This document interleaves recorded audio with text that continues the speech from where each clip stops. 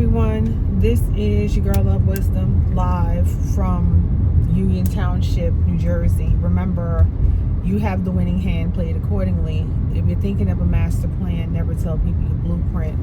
Always show them your results. Happy spring. Definitely. New beginnings, new opportunities.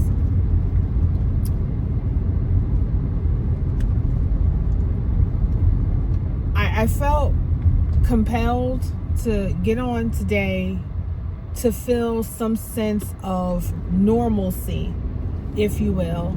I lost my mom on Sunday. My mom was 74 years old. She would have been 75 next month on the 11th. She passed at home. I was with her when she took her last breath.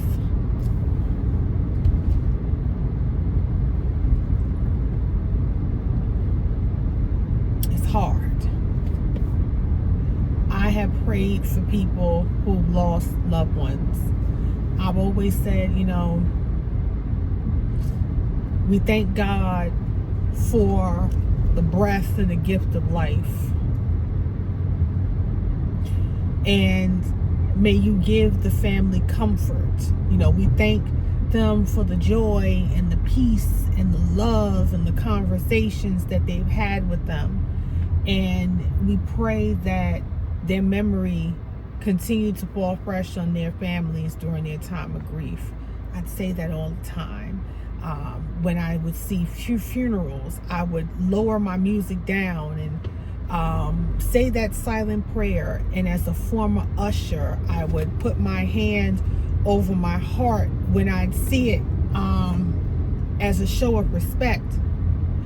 But never would I have imagined that would befall on me. My mother and I did everything together.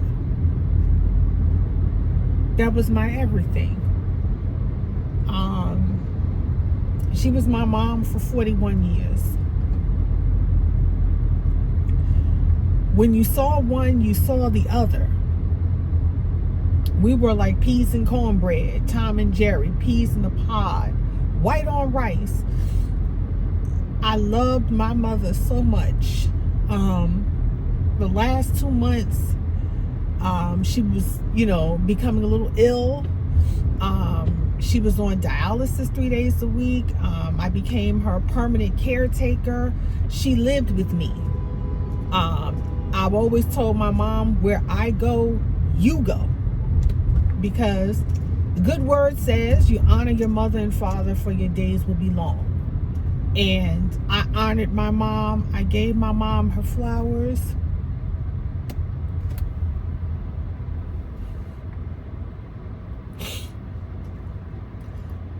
So I have no regrets on that front. I did everything with my mom. There was nothing that my mom didn't want that I didn't give, because that was my mom, and it's my duty as a daughter to take care of my mom. And nobody prepares you for this. Nobody prepares you for stuff like this. There's no guidebook. There's no handbook. And I don't regret anything. It's just the fact that she's not here. She was getting better. She was getting better. She was on the mend. And we made plans. We were going to move, in the same apartment complex, but just on the first floor, because, with dialysis, you get a little tired, and I didn't want her walking up 2 flights of steps. And I reached out to leasing, and leasing even responded back. And I said, Mom, I'm going to, respond to her on Monday so we can get things started. And my mom passed that Sunday. I was with her when she took her last breath. I was there. Nobody prepares you for that. No one prepares you for that last piece of your mom leaving this world. And much respect to the paramedics that worked on her for a half an hour, trying to save her life. And they were just so professional and so kind. And, you know, to the police who were there, that was just trying to keep me as calm as I could, and, you know, just checking in. I appreciate everyone who tried their best, but when the paramedic said, you know, we've done everything we can, and we're, you know, we have to pronounce that she is no longer here, my world shattered. The rationalization starts coming in. The woulda, shoulda, couldas.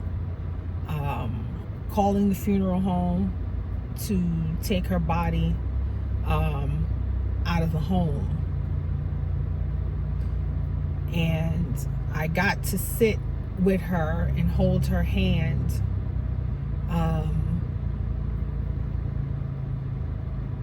Trying to rationalize and make sense of it all.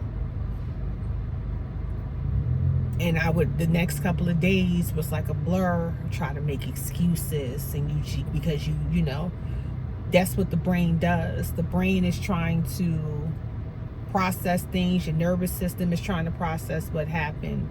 And it went from rationalization, because there was no denial. I could not deny what I saw. I couldn't deny that.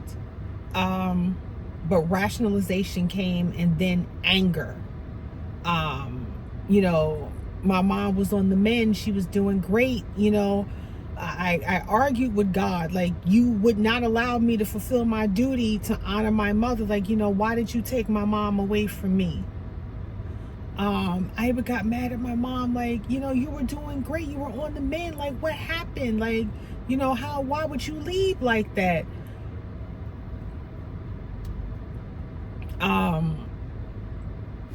I'm a believer.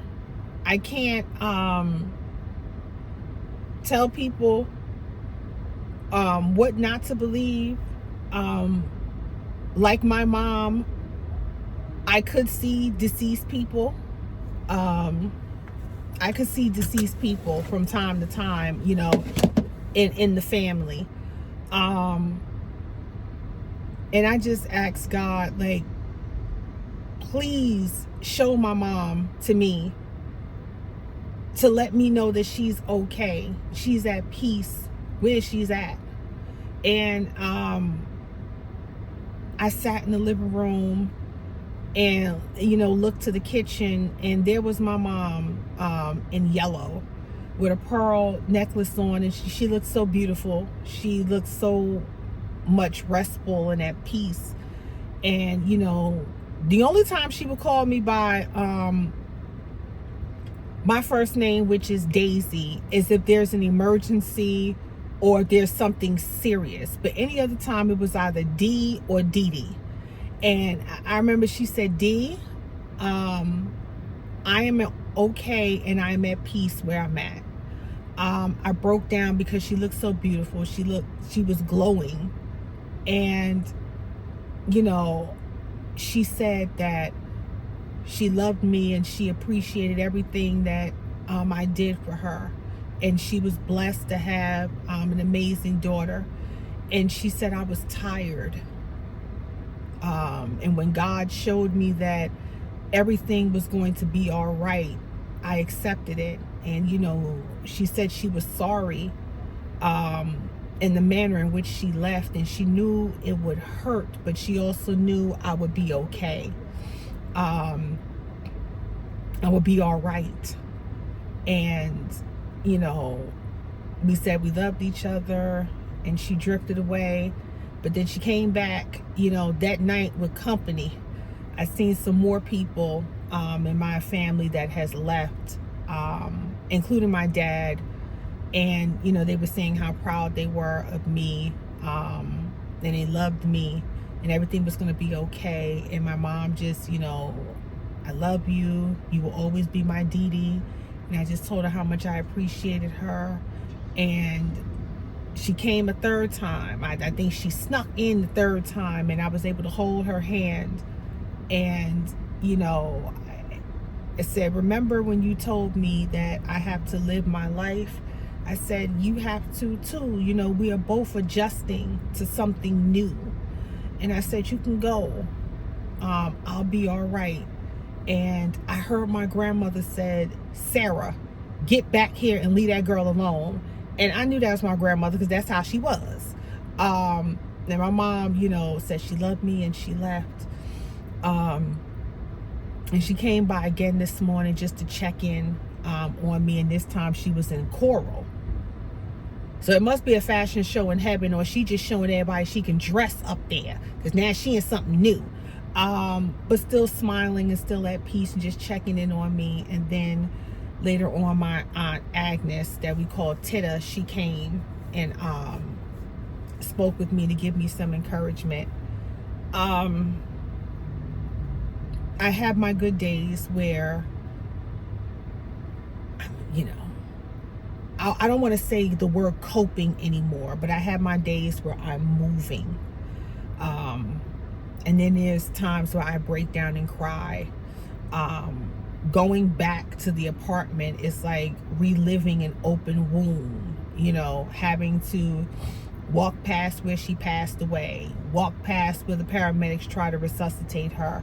I can't avoid it. It's like reopening a wound. And, I appreciate people offering me to stay with them for a little while, but I still got to come back home. I still have to relive that. Going into her room, her scent is still in the room, and I keep it open just to air it out. My poor cat is grieving. She would go in her favorite spot in my mother's room and just lay on top of her clothes. But my cat has been with me this whole time, just laying next to me, rubbing on me, just giving me some comfort. I appreciate everybody calling and reaching out to my brother and I. Anything they can do, I appreciate everyone doing that, because at some point people will stop calling, because life must go on. And I certainly understand that, and I certainly appreciate the people who reached out, because at some point life is going to continue. Life is continuing now. Like, people are driving cars, people are like picking up their kids from school, people are doing regular stuff. Life doesn't stop because a loved one is no longer here. Life just continues to life. And that's natural, that's normal. I don't expect people to continue to reach out to me and check in on me. But I appreciate them doing it now. I appreciate it very much. My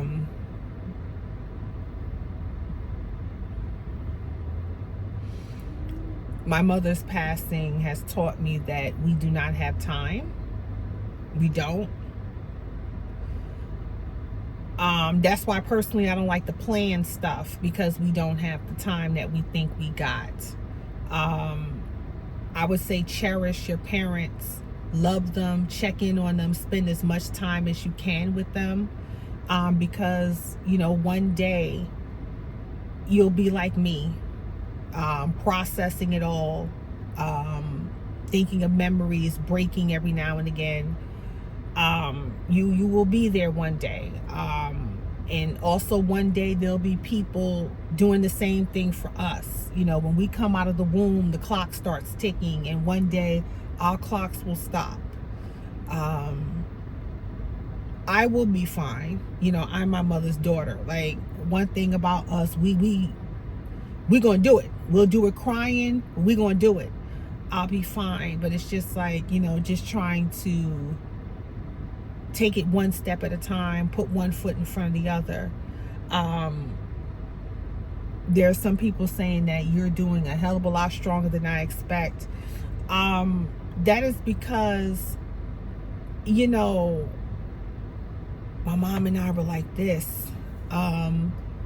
We did everything together. I cherished every opportunity, every time to spend with her. I did. You know, I never took anything for granted with us. And I remember a while ago, we were just talking, and, you know, she was just saying, if anything were to happen to me, or it happened to you, I would cherish and appreciate the time that we had because we did everything together. And I said, likewise, I would be hurt, yes, because you're not here, but I will have no regrets because we did everything. I gave you your flowers while you were here. And that's what makes it a little more comforting to handle. People have been calling. I've been on the phone from sun up to sundown, people checking in, people talking, and people sharing their stories of my mom, stories I'd never heard of. But to know that she was loved and respected so much by people makes this transition more bearable, if you will. Her doctor called me yesterday, very much, you know, grief-stricken. And, you know, she was saying how my mama was the easiest patient, you know, always elegant, always nice. And, you know, she said she adored you. She said that she was the luckiest mom in the world because she had a daughter that loved and cared for her so much. I had people call saying she adored you. All she did was talk about you and how proud she was of you. Like I said, it makes the transition a little more bearable. And you know, the word says, let others speak of your praises, and people have been doing it, which I'm very grateful. I'm very grateful for my mom. And, you know, I have fulfilled my duty as a daughter, and she's fulfilled her duty as a mom. She ran her race, and she has passed the baton to me, for me to move forward. And I will continue to honor her memory. And in that new beginning, I'll be moving out of the apartment next month. I got a new place, and that's will be my new beginning. Thanks to the Most High and my mom, that'll be a new place for me to start fresh. You know, it's very difficult going from we to me. That's a very difficult thing to do. Everything I did, it was always in consideration of my mom. And now it's like, now, you know, as my mom said, now you get to live your life. And I remember her parting words was, don't be everything for everyone and nothing to yourself. And I said, Mom, I will note that.